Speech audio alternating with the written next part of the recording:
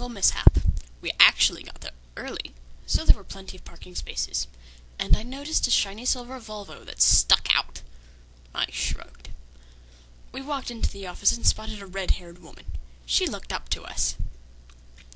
"Can I help you?" she asked kindly. "I'm Isabella Swan," Bella answered. "And I'm Link Avalon," I also answered. She shifted through papers and found the two she needed. "Ah, I am glad you will be joining us this year." "Thank you. I'm sure we will enjoy it here." After waiting for maybe 2 minutes, the woman handed us our schedules. And, of course, we had the same classes. After that, she gave us a map of the school.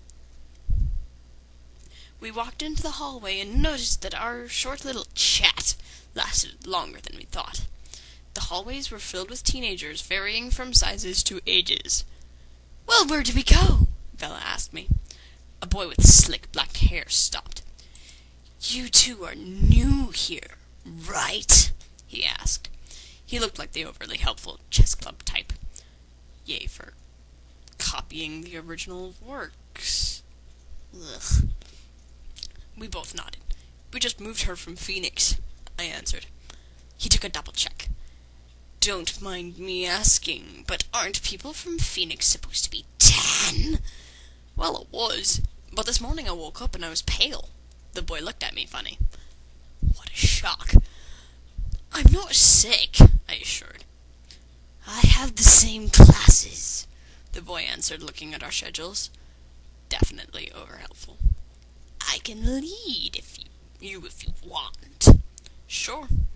Might as well make one friend," I thought bitterly. After walked through the campus and into Building 3, we arrived in a small classroom. Bella and I walked over to a tall, balding man named Mr. Mason. After signing our slips and giving us textbooks, Bella and I walked over to a deserted table. We were talking about something that I had already studied. That was comforting. And boring. After the bell rang, I felt relieved that the torture was over. "Well, I have a different class this period. I could still tell you the way, if you want," the boy said. "By the way, I'm Eric." "Thanks, but I think we've got it from here," I answered politely. "This is my sister Bella, and my name's Link." "Nice to meet you. I hope you enjoy it here." The boy smiled again and walked towards Building 4. I massaged my temples when he was out of sight.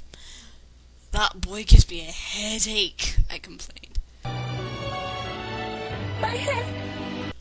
The rest of the morning passed in about the same fashion.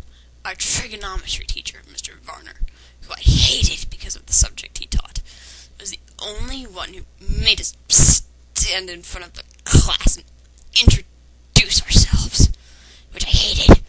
Like I said before, I wasn't an open person, and talking to that Eric kid was a big mistake. After 3 or 4 more classes, it was finally lunchtime. I sighed. I knew it would look weird if I didn't eat anything, but I didn't bother to get in the lunch line. Anyone notice that this kid is sighing an awful lot? It makes me wonder if he has oxygen problems. I think he needs to go to the hospital. I sat down with a couple of kids I remembered from my classes, and there was another thing I noticed. There were a group of other students sitting in the far corner of the cafeteria, as far away from where Bella and I sat as possible in the long room. There were 6 of them. They weren't talking, and they weren't eating, though they each had a tray of untouched food in front of them. They weren't gawking at my sister and I like all the others. They didn't look anything alike. Of the 3 boys, one was big-muscled like a serious weightlifter, with dark curly hair. Another was taller, leaner, but still muscular and honey blonde. The last was lanky, less bulky, with untidy bronze-colored hair. He was more boyish than the others. Out of curiosity, this is first-person point of view from a male's perspective, devoting an entire paragraph to the appearance of the males sounds a little bit gay. Maybe that's just I don't know.